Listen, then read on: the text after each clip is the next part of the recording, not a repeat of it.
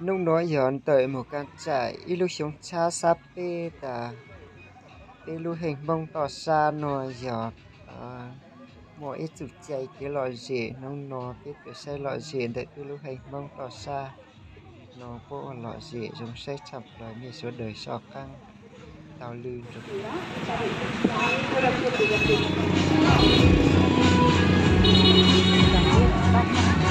à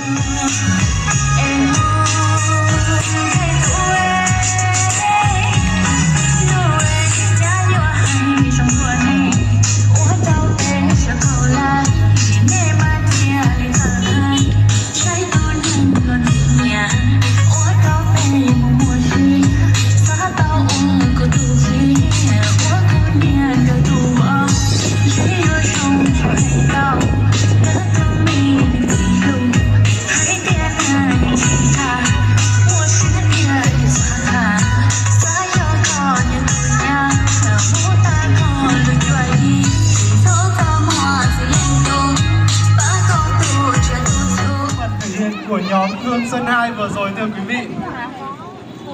Và bây giờ không để quý vị cũng như hội đồng ban giám khảo phải chờ đợi lâu hơn nữa, chúng ta sẽ cùng đến với tiết mục thể hiện tiếp theo với các thí sinh mang số báo danh 13 nhóm Gò Mông Đậm Có.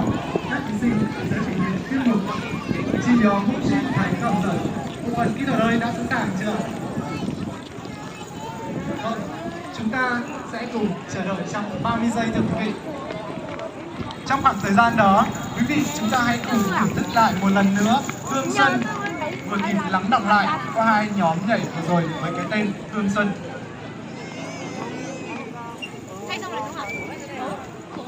Bộ phận kỹ thuật đây đã ok chưa? Vâng, và ngay bây giờ chính là sự thể hiện của nhóm Gò Mông Đậm Có với tiết mục chi nhóm mông trên giành cờ dở. Trân trọng kính mời quý vị và các bạn cùng thưởng thức.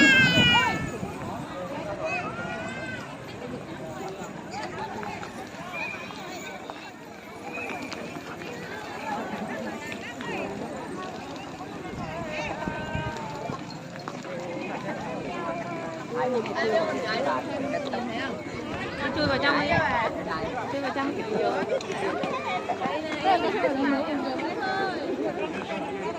Đặt đi đâu đấy? Đặt đi đâu lên rồi? Có blog vào lên đó.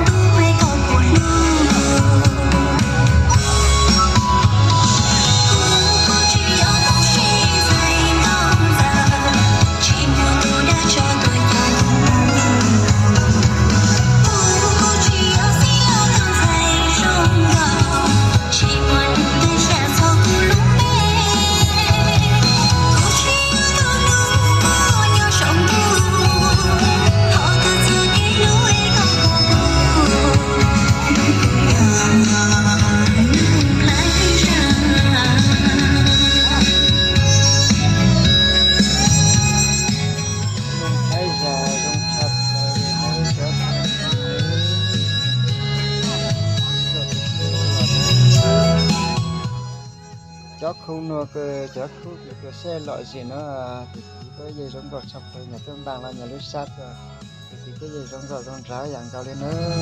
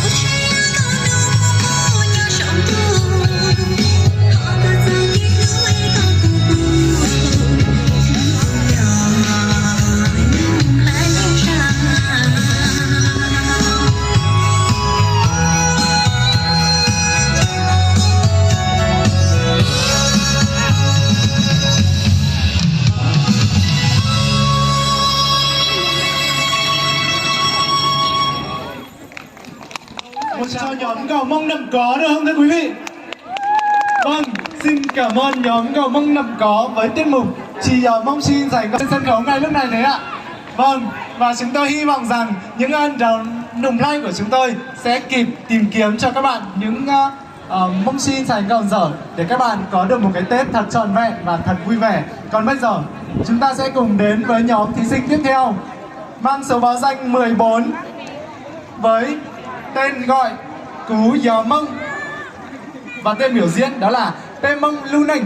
Các bạn đã sẵn sàng chưa? Nhóm số có báo danh 14 đâu ạ? Vâng, chúng ta cùng tiến về phía khán đài để cùng sẵn sàng với bộ phận kỹ thuật của chúng tôi và đem đến cho quý vị khán giả, những du khách, những thành viên của hội đồng ban giám khảo một phần thể hiện tốt nhất. Và ngay bây giờ đó là Pê Mông Lưu Nỉnh qua phần thể hiện của Cú Gió Mông mang số báo danh 14. Xin mời quý vị cùng thưởng thức.